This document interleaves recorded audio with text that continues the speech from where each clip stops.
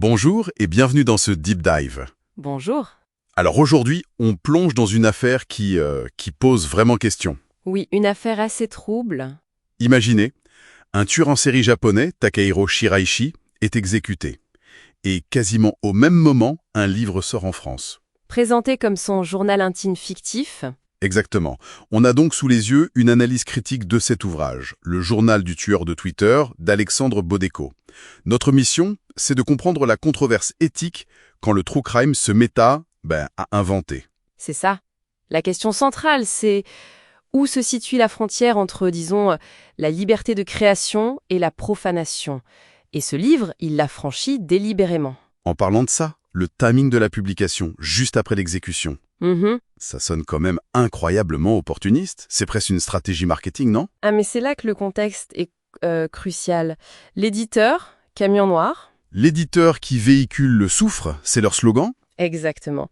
Leur catalogue explore les marges, le satanisme, les écrits de criminels. Donc ce livre, il ne tombe pas là par hasard, en fait. Il s'inscrit dans cette ligne éditoriale. Voilà, une ligne qui flirte avec une fascination un peu complaisante pour le mal. On transforme une tragédie en produit commercial choc. C'est là que ça devient vraiment intéressant. L'auteur, Alexandre Bodeko, il ne publie pas une enquête. Non, pas du tout. Il écrit un journal intime fictif.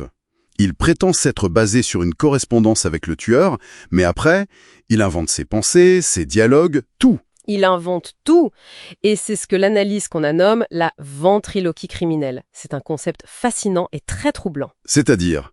Ça veut dire que l'auteur ne nous donne pas accès à l'esprit de Shiraishi. Non. Il nous livre sa propre reconstruction, son fantasme du tueur. Ah oui, d'accord. Il prend un criminel, somme toute, assez sordide, motivé par l'argent et le sexe, Ouais. et il le transforme en une sorte d'anti-héros nihiliste et cynique, un architecte du vide. C'est précisément ça. C'est une glorification esthétique du mal. On n'est plus dans le document, on est dans la fiction qui rend le criminel plus intéressant qu'il ne l'était. Je vois.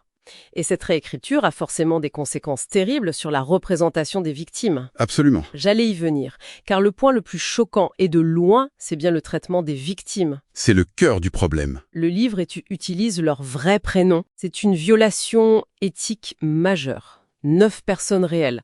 Mizuki, Kurera, Shogo, ce ne sont pas des personnages. Non, bien sûr. Et dans le livre, elles sont mises en scène dans des passages de pornographie d'une violence extrême.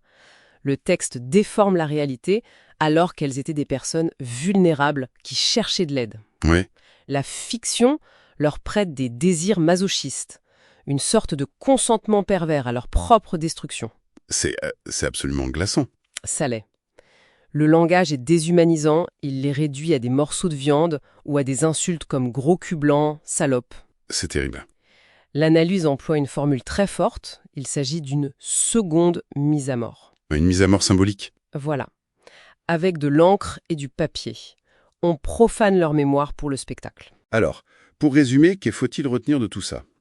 On voit bien cette tension immense entre la liberté de raconter une histoire et la responsabilité morale. Et ce livre, lui, a clairement choisi son camp. Il a choisi son camp. Et si on prend un peu de recul, ce cas interroge toute la culture du true crime, en fait. On voit un glissement. On passe de la documentation de l'horreur Ouais, à sa pure consommation. c'est ça. On invite le lecteur à partager non pas l'enquête, mais l'excitation du bourreau. C'est une démarche parasitaire qui se nourrit de la souffrance réelle pour vendre des sensations fortes. Ce qui soulève une dernière question, peut-être la plus dérangeante. Qu'est-ce que l'existence d'un marché pour un tel livre révèle de notre propre fascination pour le mal? Est-ce qu'on cherche à comprendre la noirceur ou simplement à la consommer? Ouais, à la consommer, sans conséquence.